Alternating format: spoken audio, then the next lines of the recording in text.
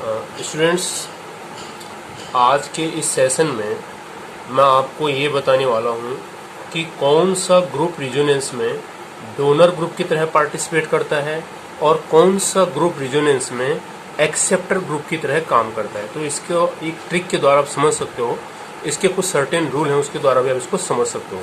तो यहाँ पर जैसे कि मैंने लिखा हुआ है, trick to identify donor and acceptor group in resonance. तो सबसे पहले थोड़ा सा फोकस करते हैं कि डोनर ग्रुप क्या होते हैं और एक्सेप्टर ग्रुप क्या होते हैं। डोनर ग्रुप को हम प्लस एम ग्रुप भी बोलते हैं, एक्सेप्टर ग्रुप को हम माइनस एम ग्रुप करते हैं। डोनर का मतलब जनरली जो इलेक्ट्रॉन की सप्लाई करता है और एक्सेप्टर का मतलब जो इलेक्ट्रॉन को अपनी तरफ खींचता है या रिंग से इलेक्ट्रॉन को अपनी तरफ खींचता है। डोनर ग्रुप को हम एक्टिवेटिंग ग्रुप भी कहते हैं, दूसरी तरफ एक्सेप्टर ग्रुप को हम डीएक्टिवेटिंग ग्रुप कहते हैं। डोनर ग्रुप इलेक्ट्रॉन की डेंसिटी को इंक्रीज करता है, क्योंकि रिंग में इलेक्ट्रॉन को डोनेट करता है तो सर्टेनली इलेक्ट्रॉन की डेंसिटी को इंक्रीज करेगा। और एक्सेप्टर ग्रुप क्या करता है, इलेक्ट्रॉन की डेंसिटी को कम करता है, क्योंकि रिंग में से इलेक्ट्रॉन को अपनी साइड की तरफ खींचता है। तो ये तो इसका एक बेसिक था। अब बताते हैं कि आप कैसे पता करोगे कि कौन सा ग्रुप डोनर ग्रुप है या कौन सा ग्रुप आपका एक्सेप्टर ग्रुप है। तो इसको सर्टेन रूल के द्वारा मैं आपको बताऊंगा। तो ये आप लोगों ने नोट कर लिया होगा, तो मैं यहाँ इसको मिटा देता हूँ।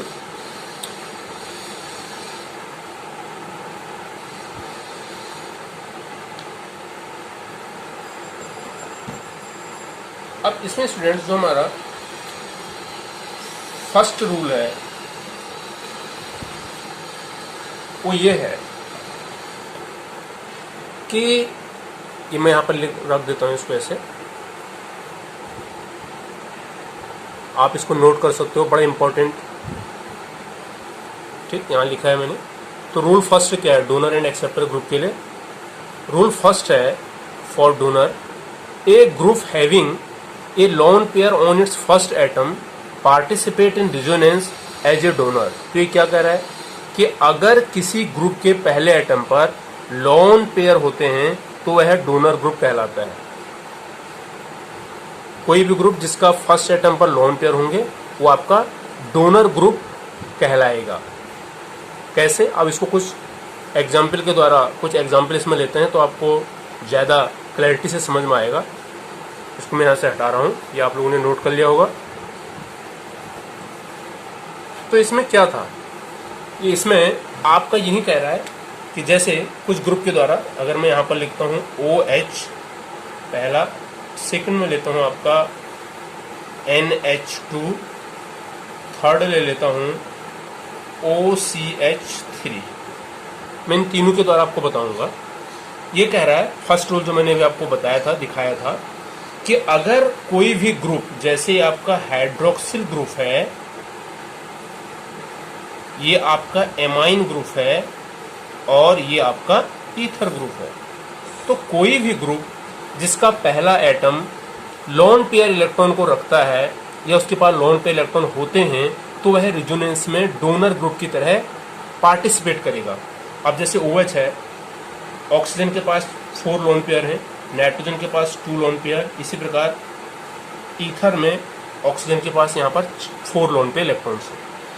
तो क्या कह रहा है, फर्स्ट एटम, इसमें फर्स्ट एटम क्या है आपका, ये ऑक्सीजन आपका यहाँ पर फर्स्ट एटम है, यहाँ नाइट्रोजन फर्स्ट एटम है, यहाँ ऑक्सीजन फर्स्ट एटम है। तो यही ये कह रहा है कि अगर किसी ग्रुप के फर्स्ट एटम पर लोन पे इलेक्ट्रॉन होते हैं तो वह डोनर ग्रुप कहलाता है। ये जितने भी ग्रुप हैं, हाइड्रोक्सिल, एमाइन और ईथर, इसके अलावा और ग्रुप भी होते हैं, इनका जो फर्स्ट एटम है सबके पास लोन पे इलेक्ट्रॉन है, इसलिए ये रेजोनेंस में डोनर ग्रुप की तरह पार्टिसिपेट करेंगे।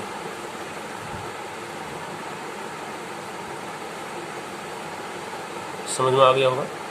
तो इसीलिए आपने देखा होगा, अगर हम फिनॉल लेते हैं, केवल एक एग्जांपल मैं यहाँ लिख रहा हूँ, ज़्यादा नहीं, बट डिटेल में नहीं जाऊँगा।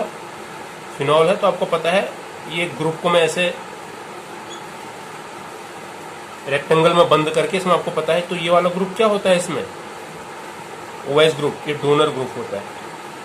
क्यों? यही रीजन है, क्योंकि फर्स्ट एटम जो इसमें ऑक्सीजन है इस ग्रुप में, उसके पास लोन पेयर इलेक्ट्रॉन है।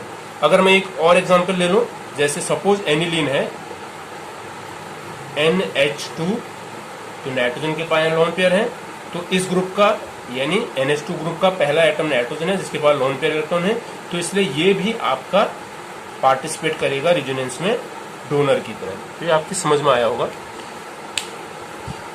यानी कोई भी ग्रुप जिसका पहला एटम लोन पेयर इलेक्ट्रॉन जिसके पास होते हैं वो डोनर ग्रुप की तरह पार्टिसिपेट करेगा, यानी ये प्लस M ग्रुप होगा।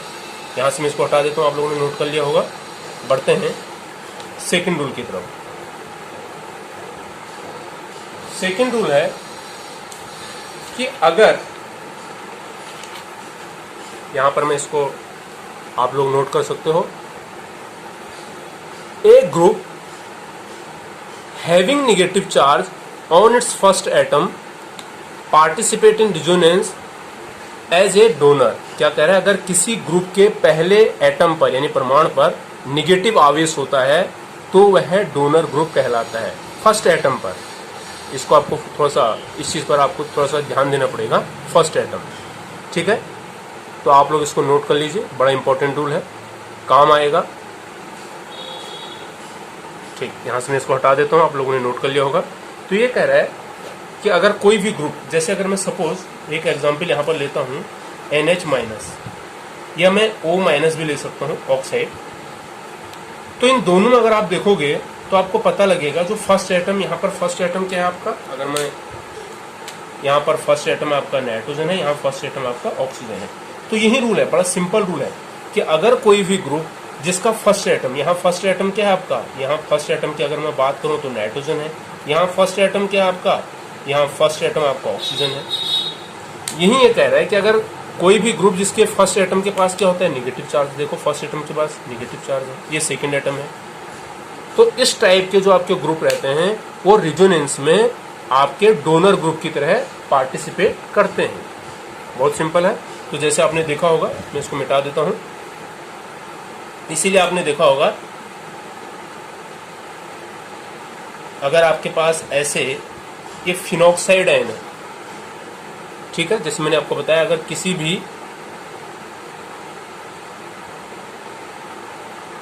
एटम या ग्रुप ऑफ एटम जिसका पहला एटम नेगेटिव चार्ज को कैरी करेगा, वो हमेशा रिजोनेंस में डोनर ग्रुप की तरह पार्टिसिपेट करेगा। तो इसीलिए आपने देखा होगा कि ये डोनर ग्रुप की तरह पार्टिसिपेट करता है। कैसे, ये डोनर ग्रुप, इसमें हम ऐसे इलेक्ट्रॉन भी दिखा सकते हैं 6, ठीक है ना। तो ये फिनॉक्साइड आयन है, तो इसमें आप देखो जो फर्स्ट एटम यहाँ पर ऑक्सीजन है जिसके पास नेगेटिव चार्ज है, तो ये क्या करेगा, रिजोनेंस में आपका डोनर ग्रुप की तरह पार्टिसिपेट करेगा। तो यहाँ से इसको हटा देते हैं। इसी प्रकार हम NH- के एग्जाम्पल के द्वारा भी इसको बता सकते हैं। थर्ड वन जो इंपॉर्टेंट रूल है वो है कि ये थर्ड रूल है आपके स्टूडेंट्स, ये एक्सेप्टर के लिए है कि एक group having positive charge on its first atom participate in resonance as acceptor. आप हिंदी में भी देख सकते हो यहाँ पर कि अगर किसी ग्रुप के पहले एटम पर पॉजिटिव आवेश होता है, यानी आवेश में चार्ज होता है, तो वह रिजोनेंस में यानी अनुनाद में एक्सेप्टर ग्रुप की तरह पार्टिसिपेट करता है, या एक्सेप्टर ग्रुप कहलाता है। बहुत सिंपल है, आप इसको यहाँ देख सकते हो। ठीक है, इसको मैं यहाँ से हटा देता हूँ, आप वीडियो पॉज करके इसको लिख सकते हो। बड़ा इंपॉर्टेंट रूल है, क्योंकि +M और -M के ऊपर बहुत सारे क्वेश्चन बनते हैं। अभी थोड़ी देर में बताऊंगा कि कौन कौन से क्वेश्चन बनते हैं। तो इसको मैं यहाँ से हटा देता हूँ। तो ये क्या कह रहा है कि अगर जैसे अगर मैं NR3 अगर मैं ले लूँ प्लस, ये अमोनियम आयन है, तो यही ये कह रहा है कि अगर कोई ग्रुप ऐसा ग्रुप है जिसका पहला एटम पॉजिटिव चार्ज रहता है, तो NR3 में पहला एटम क्या है, फर्स्ट एटम आपका N है, इसके पास क्या है, प्लस चार्ज है। तो इस प्रकार के ये आपका R को हम ऐसे भी दिखा सकते हैं तीनों तरफ से, ये सेकंड एटम है। ठीक है, तो फर्स्ट एटम इसका क्या है आपका यहाँ पर आपका N है, तो ऐसा ग्रुप जिसका इधर हम कुछ भी जोड़ सकते हैं, इधर हम ये जोड़ सकते हैं बेंजीन, या कोई और चीज भी जोड़ सकते हैं। तो इस ग्रुप को अगर हम देखेंगे तो जहां से अटैच हुआ है उस बेसिस पर यहां पर 1 माना जाता है। तो इस प्रकार का ग्रुप जिसका पहला एटम पॉजिटिव चार्ज को कैरी करता है वो हमेशा एक्सेप्टर ग्रुप की तरह बिहेव करेगा। तो ये वाला ग्रुप यहां पर क्या कहलाएगा? This one is the acceptor group. ठीक है, आगे बढ़ते हैं। फोर्थ वन, ये बड़ा इंपॉर्टेंट है क्योंकि इसमें बहुत सारे ऑर्गेनिक कंपाउंड आते हैं।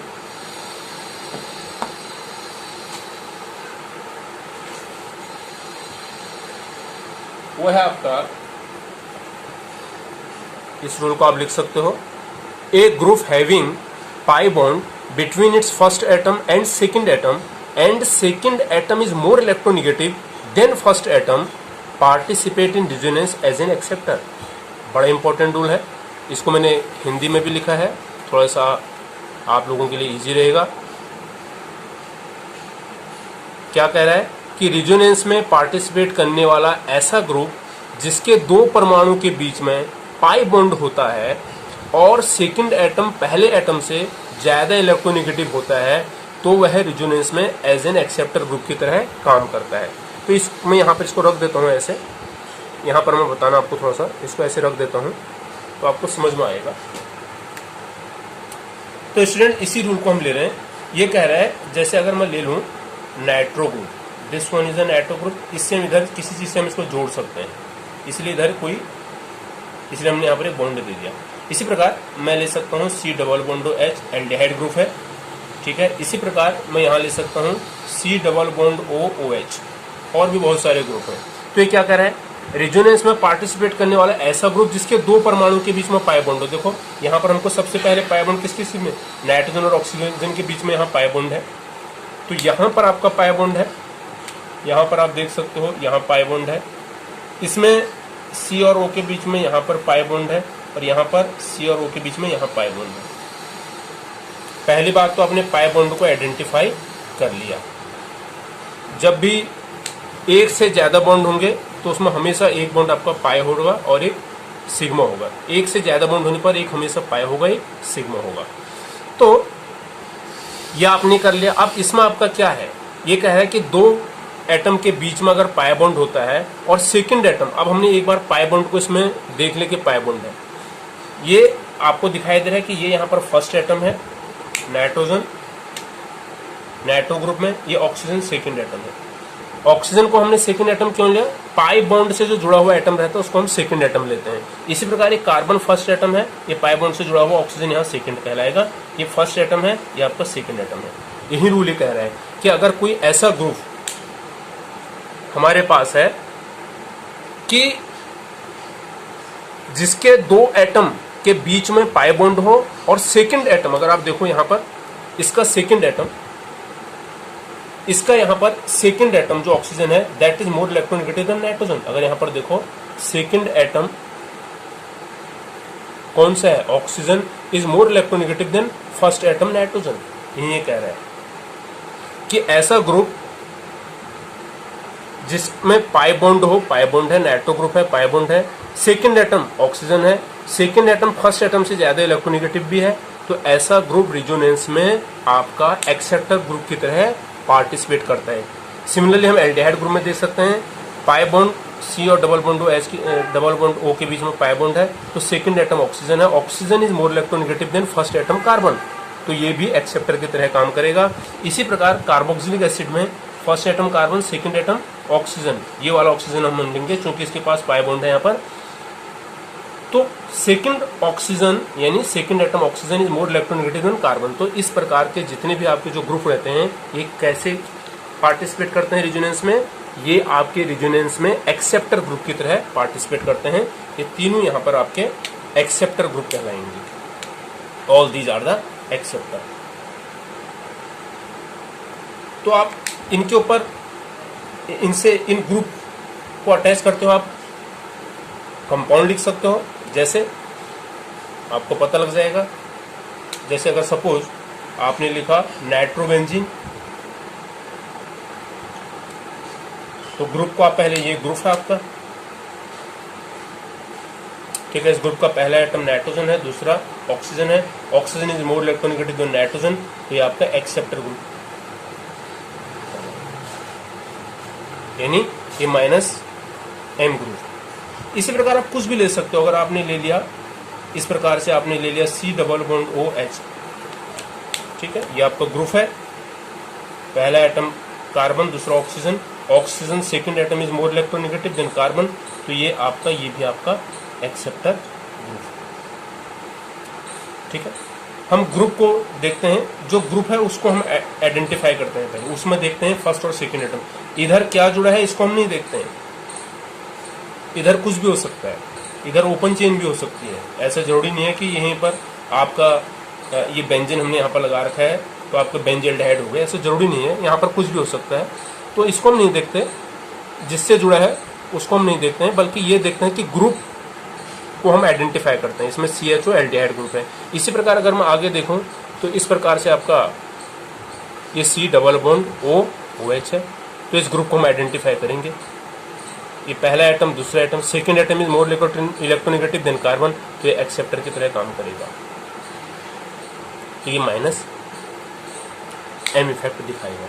तो स्टूडेंट्स, ये बहुत इंपॉर्टेंट है। अभी तक आपकी समझ में शायद आ गया होगा, लेकिन इस पर क्वेश्चन कौन कौन से बनते हैं मैं आपको बताना चाहूंगा।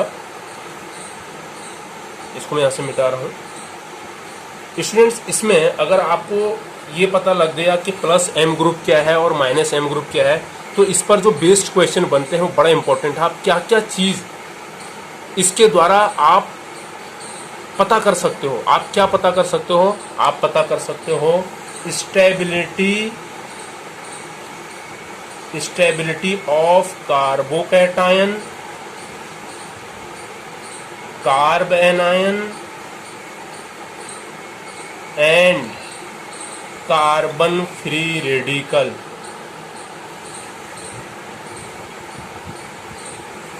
दूसरा पता कर सकते हो बॉन्ड लेंथ के बारे में। थर्ड पता कर सकते हो एसिडिक स्ट्रेंथ, और साथ में पता कर सकते हो बेसिक स्ट्रेंथ के बारे में। और फिफ्थ में कर सकते हो आप इलेक्ट्रोफिलिक सब्स्टिट्यूशन रिएक्शन। एक और यहां मैं लिख देता हूं, इलेक्ट्रोफिलिक सब्स्टिट्यूशन रिएक्शन के बारे में भी आपको पता लग जाएगा, यानी उसकी रिएक्टिविटी के बारे में, सब्स्टिट्यूशन रिएक्शन। तो आपको और भी बहुत सारी चीजें हैं। तो इसमें तो आपने देखा स्टूडेंट्स कि +M और -M ग्रुप का अगर आपको पता है तो आप इतने सारे चीज़ों के बारे में पता कर सकते हो। नेक्स्ट टाइम मैं इन सारी चीज़ों को नेक्स्ट वीडियो में 1 बाय 1 करके कि -M ग्रुप है या +M ग्रुप है, तो कैसे स्टेबिलिटी ऑफ कार्बोकैटायन को फाइंड आउट करोगे, कार्बन आयन को फाइंड आउट करोगे, कार्बन फ्री रेडिकल को फाइंड आउट करोगे, बॉन्ड लेंथ में उसका क्या रोल है, एसिडिक स्ट्रेंथ कैसे निकालोगे, बेसिक स्ट्रेंथ कैसे निकालोगे, और इलेक्ट्रोफिलिक सब्स्टिट्यूशन रिएक्शन में उसका क्या रोल है। इन सबको मैं नेक्स्ट वीडियो में बहुत ही बिल्कुल एकदम बेसिक लेवल से इसको बताने वाला हूं, ताकि इजीली आप लोगों के समझ में आ जाए। उम्मीद करता हूं आज आप लोग इस चीज़ को समझे होंगे कि डोनर ग्रुप और एक्सेप्टर ग्रुप को आप कैसे आइडेंटिफाई करोगे जनरली जो रिजोनेंस में पार्टिसिपेट करते हैं। स्टूडेंट्स, नेक्स्ट टाइम एक और बेहतरीन वीडियो के साथ, बड़े अच्छे कंटेंट के साथ, जो कि आपको इजीली समझ में आ जाए, आप लोगों के लिए एक और बेहतरीन वीडियो लाऊंगा। तब तक के लिए सब लोगों को till then okay and thank you students.